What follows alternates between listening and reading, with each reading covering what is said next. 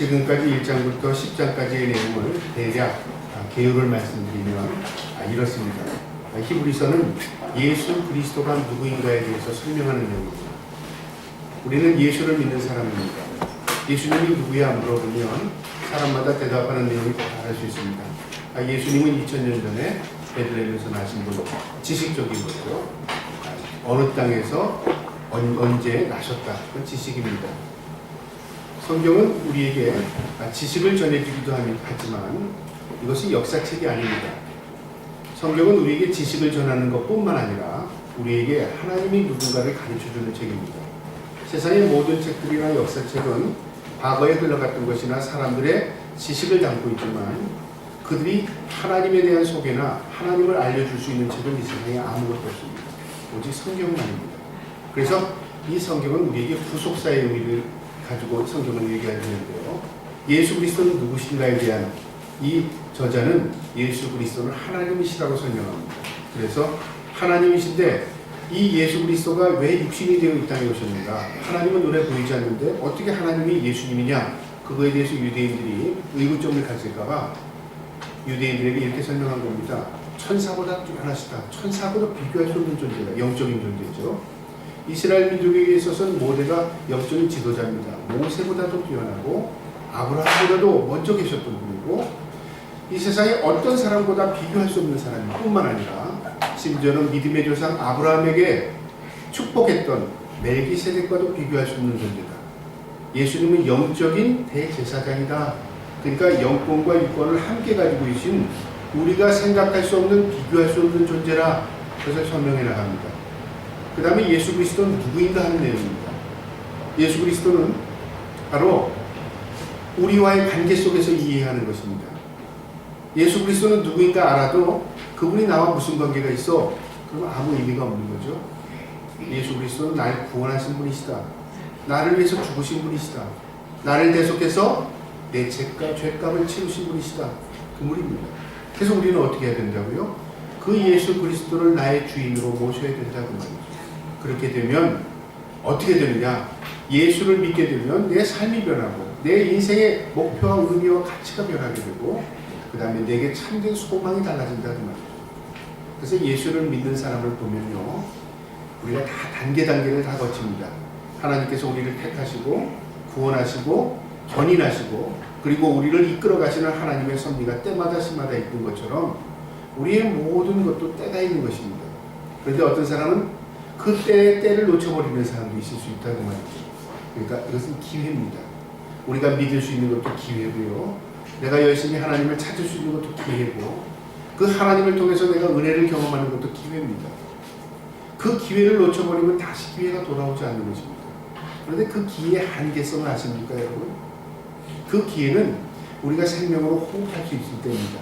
이 세상에서만 그게 존재합니다. 내가 죽어서 잘 믿어야지 그럴 수 없잖아요. 그렇죠? 내가 믿을 수 있는 한계는 이 땅에서만입니다. 근데 우리 사람들이 왜 그것을 잘 못 믿느냐? 내가 이 땅에 너무 눈으로 보는 것에 내 마음을 빼앗기기 때문에 그렇습니다.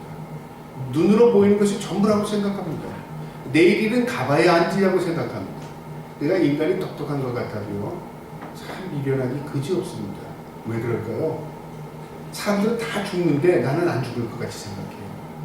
인생이 전부가 아닌데 사람들은 전부라고 생각해요. 천국이 있음에도 불구하고 사람들은 천국에 가봐야 알지라고 생각한다고 말이죠.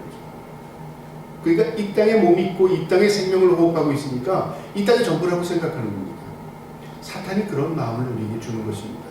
그래서 성경을 통해서 예수 그리스도를 만나되 성경이 말씀하시는 내용이 무엇인가? 우리가 인생을 이 땅에 살지만 참된 소망을 어디에 두고 살아야 되는가를 가르쳐 주는 겁니다. 그래서 오늘 이 10장에 우리가 읽은 본문에는요, 지금까지 예수 그리스도에 소개했던 그 내용의 결론 부분입니다. 우리가 그러니까 예수 그리스도에게 달려가고 하나님께 담대히 믿음을 가지고 나가지 않은 겁니다. 결단과 의지가 필요하다고 말이죠. 예수는 은혜로 믿습니다. 그렇죠? 내가 예수를 만나서 내가 믿고자 해서 믿은 겁니까? 여러분 성경 그 어디에도 의지로 믿어라라는 말이 없습니다. 하나님이 나를 택하여 주신 것입니다. 그래서 믿음은 선물입니다. 하나님이 거저 주신 거예요. 그런데 여기서부터 모두가 하나님의 은혜로 우리가 선물을 받았습니다. 선물을 귀하게 여기는 사람이고요, 선물을 천하게 여기는 사람이 있고, 그 자체를 심지어는 모욕하는 사람도 있어요. 이걸 선물이라고 줘서 내 동댕이 쳐버리면 선물을 준 사람을 모욕하는 거죠. 그 선물의 의미와 가치를 모르기 때문에 그렇습니다. 어떤 사람을 보니까 별거 아닌데 나무 토막인데 굉장히 중요해요. 조그만 나무 토막인데 거기 글이 써있고 날짜가 써있어요. 그걸 굉장히 중요하게 생각해요. 우리가 보기엔 그 나무 쪽 조도가 안 갖겠는데 그 무슨 의미가 있느냐? 그 사람은 그 나무 조각에 의미를 가지고 있어요. 내가 사랑하는 사람을 만났을 때 서로 사랑을 고백하는 마음으로 그가 줄 수 없는 것이었지만 그것에다가 자신의 사랑을 표현해준 글을 남겼다는 거죠. 그러니까 그 나무 토막의 의미는, 나무 쪼가리는 별거 없지만 그 안에 있는 담겨져 있는 의미는 돈으로 살 수 없는 거지 않습니까? 우리 주님의 사랑은 비교할 수가 없습니다. 여러분, 주님이 십자가에 지셨다고 우리가 부자가 됩니까? 주님이 우리를 죽으셨다고 해서 우리가 이 땅에서 만사형통하게 사나요? 사람들은 그것과 비교합니다. 주님이 우리를 구원하셨다면 내가 좀 만사형통하고 안 되는 일도 잘 되고 나빴던 일도 좋아지고 그러길 원하지 않습니까? 그것은 예수 안 믿어도 얼마든지 다른 종교에도 그런 논리는 많습니다. 그걸 제일 많이 추구하는 이 집단이 무당들입니다.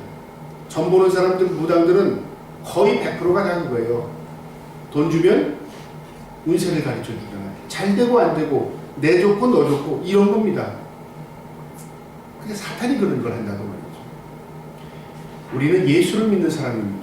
성경을 통해서 예수 그리스도가 우리를 구원하셨고 그 구원의 의미가 무엇인가를 깨달아야 하는데요.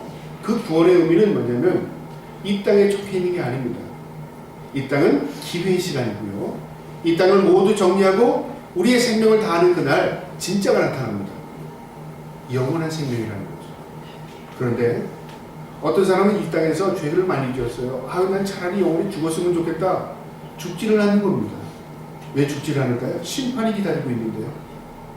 심판이 있는데 죽을 수가 없다는 말입니다. 심판당하고 사형 그러면 죽으면 끝일 것 같죠? 그게 아니라는 말이죠. 지옥불에서 영원한 죽음을 맞이하는 겁니다. 죽어도 죽지 않아요. 죽을 만큼 고통스러운데 죽지 못하면서 영원히 사는 겁니다. 그게 지옥입니다. 천국은 어떨까요? 이 땅에 간 모든 것들을 다 내어버리고 하나님의 위로와 사랑과 은혜만 있는 곳이에요.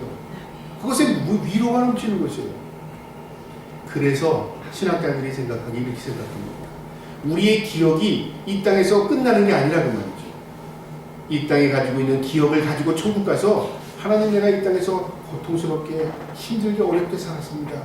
그런데 내가 믿음을 지키고 주님 바라보고 소망 가운데 살았는데 하나님 천국에 오니까 내가 이런 큰 위로가 있을 줄 모릅니다. 위로가 상대적이죠? 고통이 있을 때 그 고통을 감수하고 살아갔더니 우리에게 참된 기쁨이 있을 때 그 사람은 누구보다 기쁨이 있습니다. 다른 쪽으로 생각해 볼까요? 하나님, 난 땅에서도 잘 먹고 잘 살았어. 천국 하나도 내 땅에 내 집이 천국이었어요. 나는 내가 하고 싶은 대로 다 했어요. 내가 먹고 싶은 대로 누리고 싶은 대로 다 살았어요. 천국에 좀 왜 이렇게 오게 해서 나를 불편하게 만듭니까? 그런 사람이 혹시 있다면, 그런 사람은 물론 천국 못 가지만요. 그런 사람이 천국에 가서 무슨 위로가 있겠습니까? 난 세상에 있을 때 더 좋은 차가 있었는데, 난 더 좋은 집이 있었는데, 물론 더 좋을 수도 없습니다. 그런데 그런 사람에게 있어서 위로는 있을까요? 여러분, 가지도 못할 뿐만 아니라요, 위로도 없을 겁니다. 그래서 천국은 위로의 장소, 위로의 하나님, 그렇게 말합니다.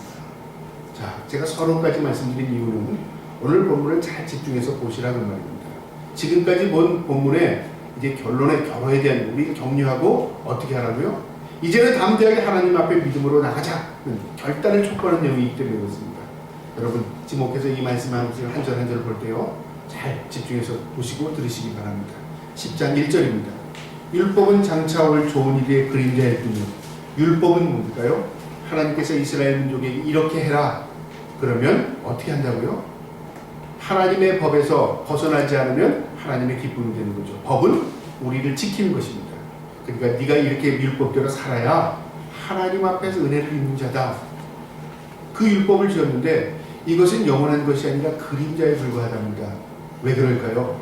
진짜는 그 율법을 위해서 우리를 구원하기 위한 게 아니었다는 얘기죠.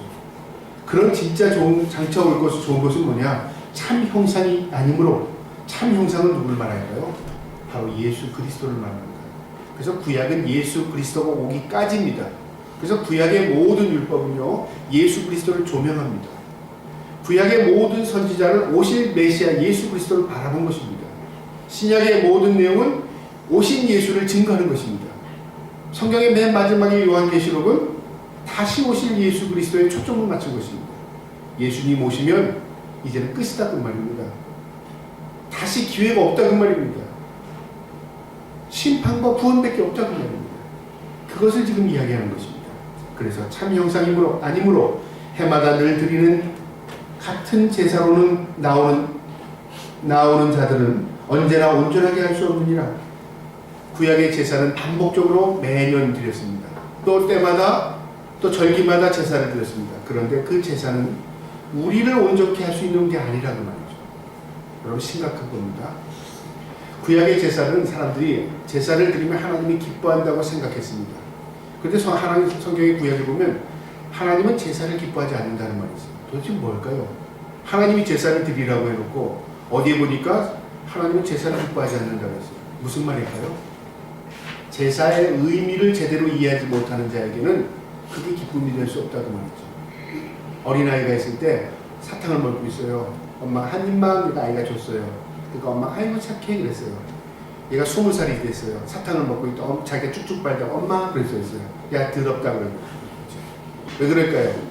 어린아이 철없을 때는 한 분에게 주는 모습으로도 엄마의 기쁨이 됐지만 그 아이가 이제 성숙을 성장했을 때 그거 가지고 주님의 기쁨이 되지 않는다는 말이죠. 우리의 신앙도 마찬가지입니다. 제사는 사람을 정결하게 만드는 게 아니고 하나님을 알고자 하기 위해서 제사를 드리게 한 것입니다. 그런데 이 구약에 이 유대인들이 드리는 제사가 하나님을 기쁘게 하지 못했을 뿐만 아니라 그 자체 의미를 망각해버린 겁니다.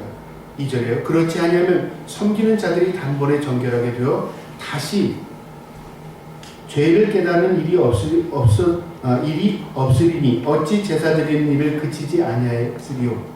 무슨 말이냐면요. 이런 말입니다. 만약에 제사가 그만한 효력이 있다면 하나님의 기쁨이 되고 하나님께서 제사를 통해서 모든 죄를 용서한다는 그런 내용이라면 제사를 통해서 사람이 달라져야 된다는 말이죠. 그렇죠? 제사는 열심히 드렸는데 진짜 제물인 나는 변함이 없어요. 그러면 하나님이 역겨워하는 것이죠. 아이가 예를 들어 사탕은 계속 주는데 얘가 마음은 부모 주기 싶은 마음이 없어요. 그런데 그냥 의식적으로 쭉 빨고 쭉 주고 쭉 빨고 이러면 돼. 결국 뭐예요? 부모 마음에 기쁨이 되는 게 아니라 얘가 의식이 없구나. 우리가 하나님을 사랑하는 마음으로 주님을 섬겨야 되는데도 불구하고요. 아 교회 가면 복 받는데 예수 믿으면 뭐 한데 아 헌금 많이 내면 하나님이 뭐 복을 주신대. 만약에 이런 사고를 가지고 신앙생활을 하면요. 그거 많이 하는 사람, 헌금 많이 하는 사람, 교회 빠지지 않는 사람, 그 다음에 율법적인 신앙을 가지고 있는 사람은요. 그가 신앙생활 하면 할수록 어떻게 돼요? 교만해집니다. 반드시 교만해집니다. 그래서 교회 안에서 간혹 가다 보면 교만한 사람들이 의외로 눈에 비칠 때가 있어요. 그런 사람들이 주로 이제 장로의 직분을 갖고 있는 사람. 목사를 제가 왜 안 하고 목사는 말할 나위도 없습니다. 저는 목사의 세계에 있으니까 목사를 보면요. 저분이 무슨 교주인가 그런 분 생각하는 나는 분이 있어요. 그러니까 목사를 제어하겠습니다. 제 입으로 그런 얘기 다 하면 여러분 시험 드릴 거예요. 교회 안에 보면 장로님들 그런 분들이 참 많아요. 신앙생활 오래 했는데 교만의 극치를 이뤄요. 왜 그럴까요? 제대로 신앙생활을 못해서 그렇습니다. 제대로 배우고 못해서 그렇죠. 쉽게 말하면 제대로 하나님을 만나지 못해서 그렇습니다. 익은 벼가 머리를 숙인다는 말 있죠. 제대로 하나님을 만나면요. 교만할래야 교만할 수가 없습니다. 왜 그럴까요? 우리 주님이 겸손하셨는데요. 하나님이신 우리 주님이 겸손하셨어요. 얼마나 겸손한지 아시겠습니까? 피조물인 우리를 위해서 낮고 천한 모습으로 이 땅에 오셨어요. 그것도 마구간에 태어나셨습니다. 그분은 이 땅에서 영광을 받기 위해서 이 땅에 오신 게 아니었습니다. 섬기러 왔다고 했습니다. 나는 섬기러 왔노라. 그 섬김의 극치가 뭐였냐면 죄인을 위해서 대신 죽으신 것입니다. 그분이 하나님이십니다. 그 우리 하나님을 믿는 사람들이 하나님과 전혀 관계가 없는 삶을 살아간다면 하나님을 믿는 것일까요? 여러분 깊이 생각해야 합니다. 하나님을 안 믿는 겁니다. 그러니까 우리가 교회를 다녀도요, 하나님을 안 믿는 사람이 의외로 많을 수 있다고 말입니다.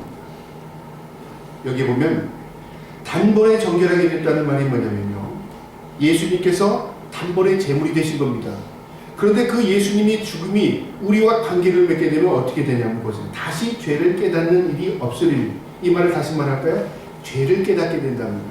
주님이 내 안에 들어오면 첫 번째 아주 중요한 사건이 일어나는데요, 내가 죄인이라는 걸 깨닫게 됩니다. 아, 내가 죄인이구나. 나는 내 죄를 청산할 수 없는, 죽을 수밖에 없는 죄인이구나. 이걸 깨닫게 됩니다. 그 다음에 양심이 살아납니다. 양심이. 그래서 예수를 믿고 내가 지금 동안 예수를 믿었는데 한 번도 나는 죄인이라는 생각이 한 번도 안 들었다. 뭐 나이가 어리거나 철이 안 들었으면 그럴 수 있습니다.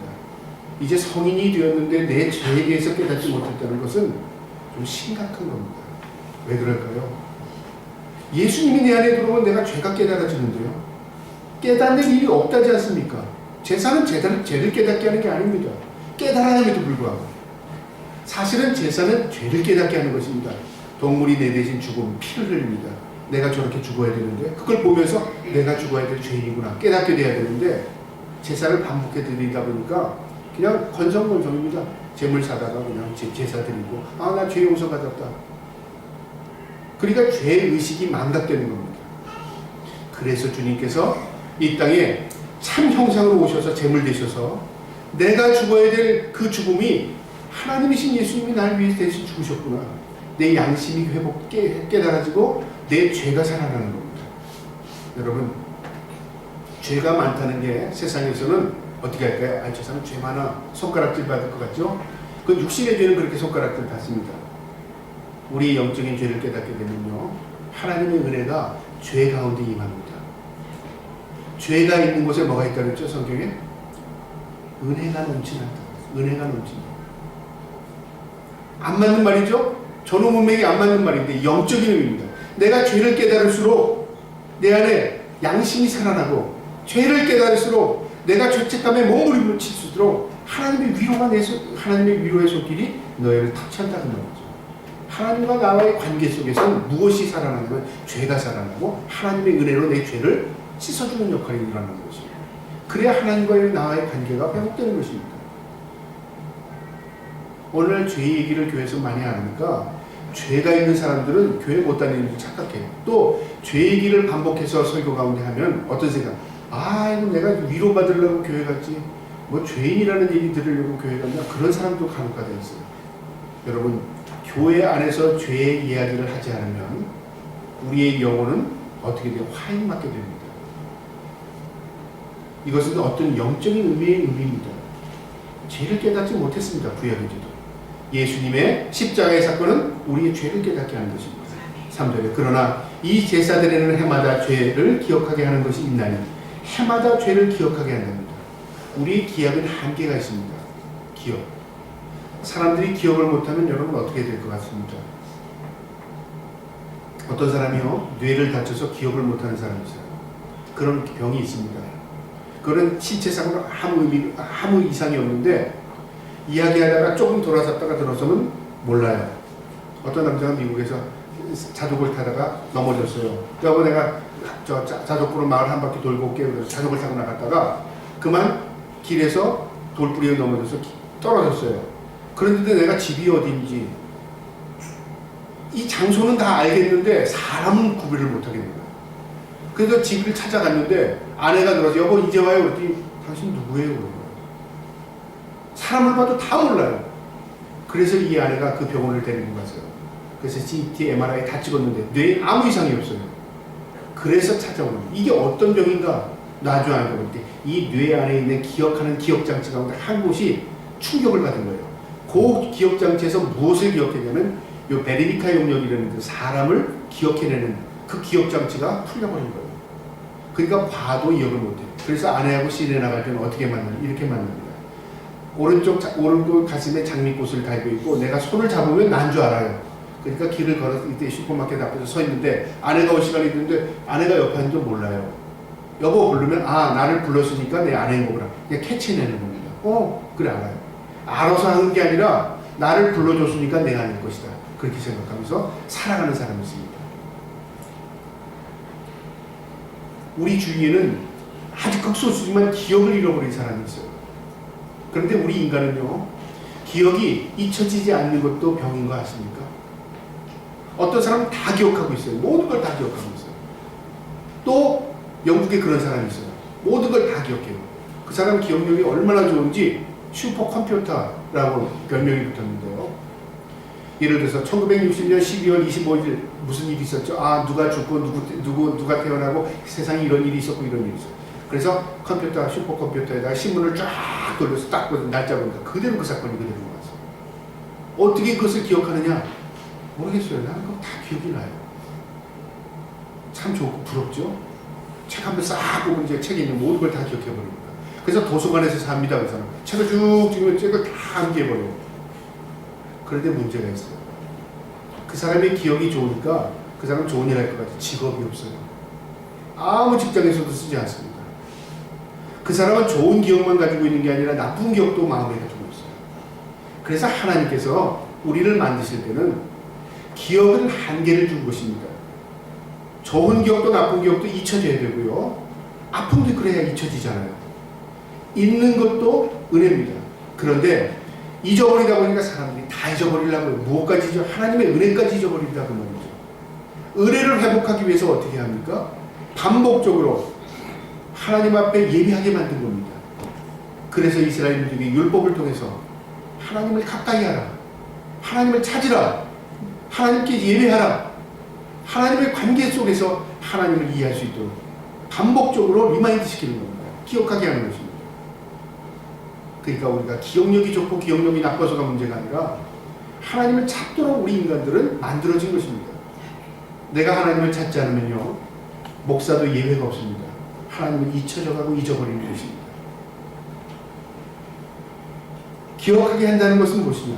예수 그리스도께서 우리를 위해서 죽으셨다는 것은 내 마음에 새기고 그 은혜를 잊지 말라고 말입니다. 4절에 이는 황소와 염소의 피가 능히 죄를 없이 하지 못한다. 어떠한 제물도 우리를 깨끗하게 할 수 없다는 말이죠. 그러므로 주께서 세상에 임하실 때에 이르시되 하나님이 제사의 제물을 원치 아니하시고 이 5절, 6절, 7절, 8절 그 다음에 또 9절 일부는 시편 40편 6절의 내용 6절부터 7절, 8절 그 이하의 내용들을 그대로 기록한 것입니다. 시편 기자가 왜 설명하면서 지금 시편 40편 다윗의 시를 그대로 기록했는지 아십니까?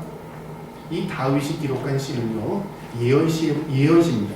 다윗이 자기의 일생을 고백하는데 영적인 감흥을 받아서 고백한 내용인데 그 안에 내용을 보니까 다윗은 그런 의미로 기록하지 않았을 것입니다. 그런데 후대에 이 시를 읽는 모든 사람들은 모두 이 시는 예수 그리스도를 맞춘다. 예수 그리스도에게 이것은 초점을 맞추고 있다고 해석이 된 것입니다. 그래서 이 시는 예언시가 됩니다. 제가 한번 시편 40편 6절부터 한번 보도록 하겠습니다. 여러분은 본문을 보시기 바랍니다. 그래야 그 시가 얼마나 똑같은 걸 알 수 있죠. 40편 6절입니다. 주께서 내 귀를 통하여 내게 들려주시기를 제사와 제물을 기뻐하지 아니하시며 하나님은 제사와 제물을 기뻐하지 않는답니다. 번제와 속죄제를 요구하지 아니하신다 하시니라. 다윗의 고백입니다. 그 당시만 해도 모든 사람은 제사를 하나님 기뻐한다고 생각했는데 다윗은 영적으로 감흥을 얻어서 하나님이 기뻐하는 건 제사가 아니구나. 뭘 기뻐하시죠 그럼? 하나님이 기뻐하는 제사 드리는 사람의 그 마음을 받으시고 싶으신 것이구나. 그걸 알게 하신 겁니다. 7절에 그때 내가 말하기를 내가 왔나이다. 나를 가리켜 기록한 것이 두루마기 책에 있나이다. 내가 왔습니다 주님. 제물이 온 게 아니라 내가 왔습니다. 그것은 두루마리 책. 우리는 오늘날로 말하는 성경책이죠. 그 당시 하나님에 대한 기록책이죠. 8절에 나의 하나님이여 내가 주의 뜻을 행하기를 즐거하오니 주의 법이 나의 심중에 있나이다. 주의 법이 하나님의 말씀이 내 심중에 있답니다. 하나님 그거 기뻐하는 줄 알았습니다. 제물, 제사 이거 기뻐하는 게 아니라 내가 하나님을 내 마음에 두고 살아가는 거 하나님 기뻐하는 줄 내가 알았습니다. 그 말이죠. 이게 바로 예수 믿는 것이다 그 말입니다. 그걸 지금 설명하기 위해서 5절, 6절, 7절, 8절, 그 다음에 9절 보겠습니다. 그 후에 말하기를 보시옵소서 내가 하나님의 뜻을 행하러 왔나이다 하였으니 그 첫째 것을 폐하고 둘째 것을 세우려 하십니다. 첫째 것은 율법이죠. 둘째 것은 예수 그리스도입니다. 그 예수 그리스도는 오늘 말씀으로 이 땅에 오셨습니다.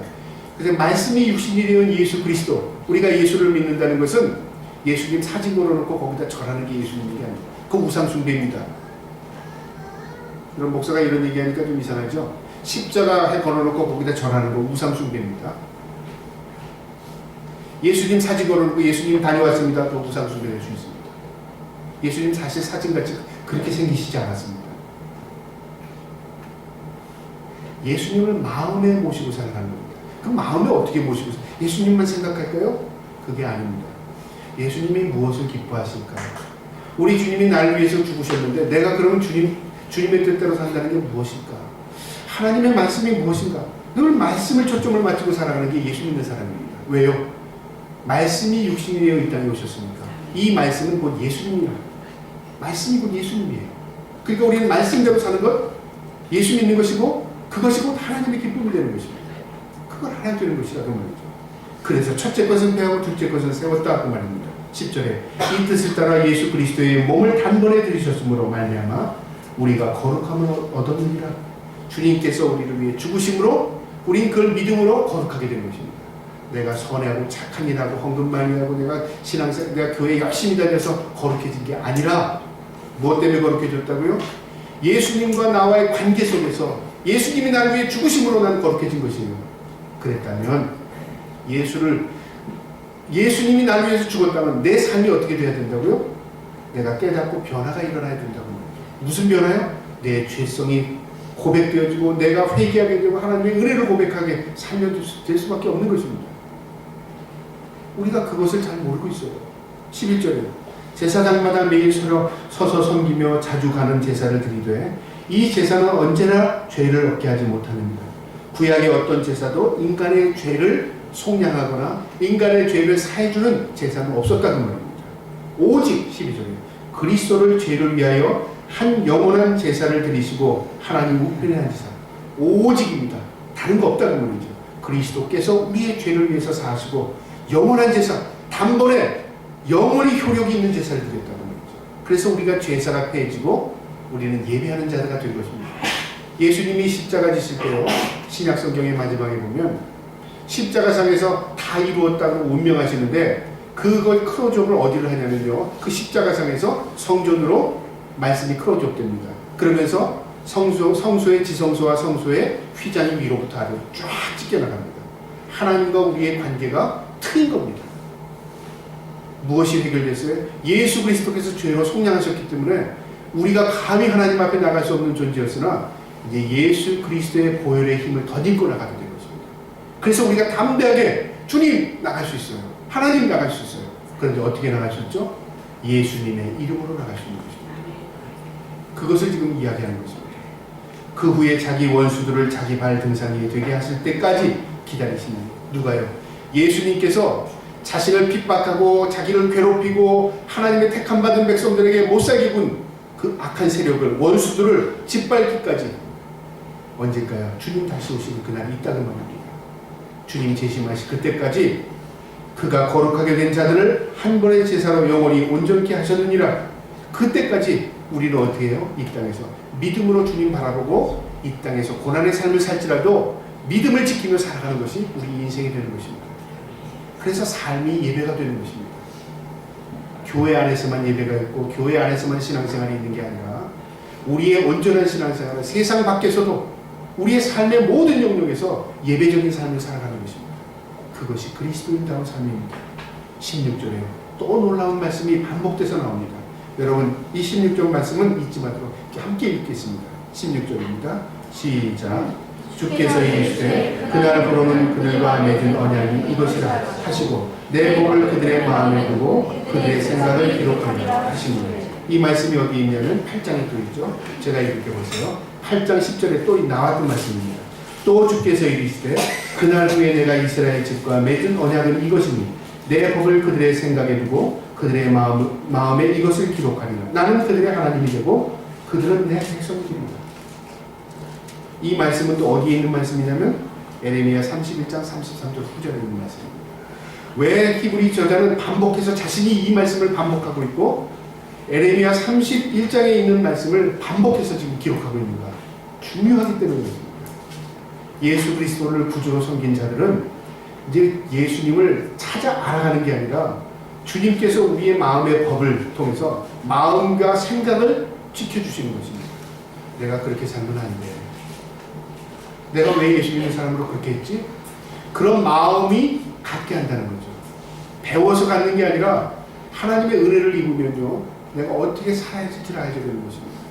어린아이일지라도 예수를 믿게 되면 그가 너 이거 옳은 거야, 이거 그른 거야 가르치지 않아도 됩니다. 왜 그럴까요? 그 안에 예수 그리스도께서 마음과 생각을 주장하시기 때문에. 세상에서 아무리 뛰어난 학문을 가지고 있고 학위를 몇백 개 가지고 있는 사람일지라도 그 안에 예수 그리스도가 없으면요, 남들이 보이는 앞에서는 거룩하게 살 수 있고 위선적으로 살 수 있고 그 다음에 모습으로 존경받은 모습으로 살아갈 수 있어요. 그 안에 거짓된 마음이 있는 걸 모르죠. 그러나 그 안에 거짓과 썩는 냄새가 날 수 있다는 거죠. 목사일지라도 예외가 없습니다. 그래서 오늘날 사건 가운데 목사가 자기 딸을 죽이고 이런 일이 터질 때마다 목사들이 마음 졸입니다. 이러다 교인들 떠나가면 안 될까? 저도 과거에 그랬습니다. 그런데 지금 그렇게 생각하지 않아요. 신랄하게 드러나라. 썩은 모습이 드러나라. 그래서 우리가 정화될 필요가 있다. 여러분, 썩고 더러운 것을 가라앉히면 정화될까요? 아닙니다. 그게 떠서 그 꾸정물을 긁어내고 그리고 그 말을, 그 모든 것을 다 떠낼 때 정화가 되는 것처럼 우리의 심령에 더러운 것들이 다 꾸정물이 떠나서 그래, 내가 예수를 믿는 사람으로 이렇게 살아야 되겠구나. 다른 사람은 그렇게 살지라도, 우리 교회 다니는 그 사람은 그렇게 살지라도 나는 그렇게 살지 말아야지. 이렇게 살 때 내 심령의 변화가 일어나는 것입니다. 그래서 마음걸 두고 그 생각을 기록합니다. 내 마음에 예수 그리스도, 내 생각에 예수 그리스도께서 나를 사로잡는 겁니다. 그게 하나님 앞에 구속받은 사람의 모습인 것입니다. 저와 우리 그 사람들을 주님의 이름으로 축복합니다.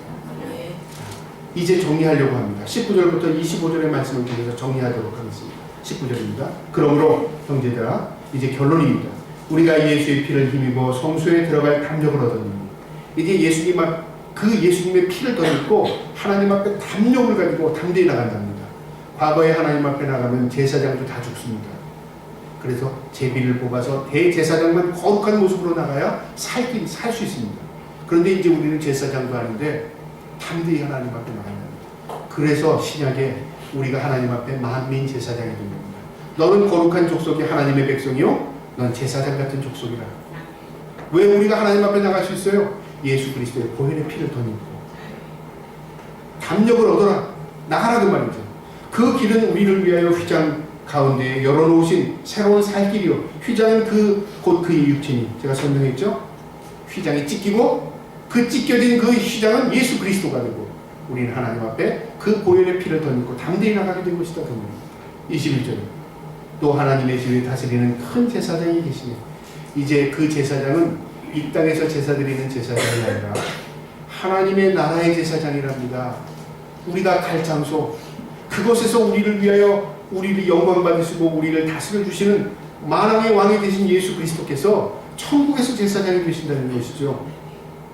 22절에요. 또 중요한 말씀입니다. 우리가 마음에 뿌림을 받아, 어디에 그 핏뿌림을 받았죠? 구약의 모든 제물과 제사장은 양의 피를 뿌렸습니다. 예수 그리스도의 보혈의 피는 어디에 뿌린다고요? 마음에 뿌려주는 것입니다. 그러니까 마음이 예수를 믿는 것이지 내 이 육체가 예수를 믿는 게 아닙니다. 오늘날 우리 목사들은 그래도 양복을 입고 넥타이를 메고 설교를 하지만요, 존 뉴턴 같은 사람은 평생에 설교하면서 죄수복을 입고 설교했답니다. 왜요? 나 같은 죄인 살리신 주 은혜 놀라워. 내가 죄인이 감히 하나님 앞에서 어떻게 좋은 옷을 입고 살까? 그래서 그는 죄수복을 입고 말씀을 전했답니다. 그런데 오늘날은 이 양복이 아니라 이제 완전히 어디 교황 같은 옷으로 자꾸만 바뀌어가죠. 그러니까 사람들이 겉으로 보고 거룩함을 추구하기 때문에 그렇습니다. 성경은 그런 내용이 없습니다. 우리가 마음의 핏뿌림을 받아 악한 양심으로부터 벗어나고, 악한 양심이 뭘까요? 우리 모두가 양심에 활 맞은 그 양심이 예수 그리스도의 보혈의 피가 떨어지면 죄를 깨닫게 되고 그리고 양심이 회복돼서 하나님 내가 죄인입니다. 이게 거듭나는 삶입니다. 씻겨 내려가는 겁니다. 죄가 드러나야 씻겨낼 수 있는 것입니다. 몸은 맑은 물로 씻음을 받았으니 참 마음과 온전한 믿음으로 하나님께 나가자. 그냥 나가라는 게 아닙니다. 참 마음, 온전한 믿음 가지고 하나님께 나가자는 거죠. 23절에 또 약속하신 이는 믿으시니 우리가 믿는 도리의 소망을 움직이지 말며 굳게 잡고 내가 천국 간다. 주님이 나를 위해 죽으셨다. 그 소망 잊지 말라는 말이죠. 내가 예수 잘 믿으니까 내가 천국 갈 것 같고 내가 오늘날 좀 게으르니까 난 지옥 갈 거 아니야. 이런 두려움만 갖지 말고 나는 죄인이고 나는 부족해도 예수 그리스도 그분이 나를 위해 죽으셨다. 그게 믿음인 겁니다. 그거 붙들고 살아라는 겁니다. 24절에 서로 돌아보아 사랑과 선행을 경험한다. 하나님을 믿고 붙들고 서로 형제끼리 교회 안에서 서로 사랑하고 섬기고 돌보라는 말이죠. 가정도 마찬가지입니다. 그래서 우리의 가운데 예수 그리스도가 임재할 수 있도록, 그래서 하나님이 너와 함께 하신다. 그 말은 뭐냐면요, 내 심령에도 있지만 among you입니다. 너희들 가운데 그 말입니다. 우리들 가운데 계시는 것입니다. 마지막 25절입니다. 모이기를 배하는 어떤 사람들의 습관과 같이 하지 말고 오직 권하여 그날이 가까울수록 더욱 그리하자. 그날이 가까울수록, 예수님이 이제 이 땅에 오실 날이 점점 가까울수록 우리는 더욱 주님의 이름으로 모여 예배하고 주님의 이름으로 영광 돌리고 주님의 뜻대로 살아가자 그 말입니다. 오늘 이 말씀의 결론을 통해서 함께 교훈의 은혜를 나누고자 합니다. 믿음으로 하나님께 나가는 사람은요, 참 마음과 온전한 믿음으로 사는 사람입니다. 참 마음, 깨끗한 심령, 저와 여러분이 하나님 앞에서 예수 그리스도의 심령을 가지고 살기를 주님의 이름으로 축복합니다. 또한 믿음으로 하나님께 나가는 사람은요, 천국의 소망을 두고 오직 주님만을 의지하고 사는 사람입니다. 오직입니다. 돈도 의지하고 가족도 의지하고 남편도 의지하고 내 자식도 의지하고 내 직업도 의지하고, 여러분 그게 의지하는 게 아닙니다. 오직입니다. 오직 천국의 소망을 둔 사람은요, 사랑을 사랑할 대상이지 의지할 대상이 아닙니다. 성경에 어디에 내 남편 의지해라, 내 자식 의지해라, 너 네 재능을 의지해라 그런 말씀 있습니까? 의지의 대상이 아닙니다. 성경은 오직 주님만을 의지하는 겁니다. 저와 여러분이 천국에 소망 두고 주님만 의지하는 살기를 주님의 이름으로 축복합니다. 마지막으로요, 믿음으로 함께 나가는 사람은 습관적인 신앙에서 벗어나 사랑으로 섬기고 하나님 중심, 말씀 중심, 교회 중심으로 사는 사람입니다. 이게 우리 교단의 모토입니다. 우리가 어떻게 신앙생활을 해야 돼? 하나님 중심, 말씀 중심, 교회 중심입니다. 중심이 벗어나면 가정 중심, 내 직업 중심, 내 자식들 중심이 아니라는 말이죠. 중심은 뭐예요? 하나님이 중심이 될 수 있도록, 교회가 중심이 될 수 있도록, 말씀이 중심이 될 수 있도록 사는 것입니다. 중심이 되면 어떻게 되는데요? 중심이 되면요, 가정의 역사가 일어납니다. 왜요? 하나님이 중심이 되니까 가정의 주인이 하나님 되시는 거 아닙니까? 가정의 역사가 일어납니다. 우리의 삶의 변화가 있습니다. 자녀들의 삶의 변화가 일어납니다. 우리의 생업에 놀라운 변화가 일어납니다. 왜요? 하나님이 우리와 함께 하시니까. 저와 여러분의 삶이 하나님 중심으로 살아드릴 수 있기를 주님의 이름으로 축복합니다. 아멘. 기도하겠습니다.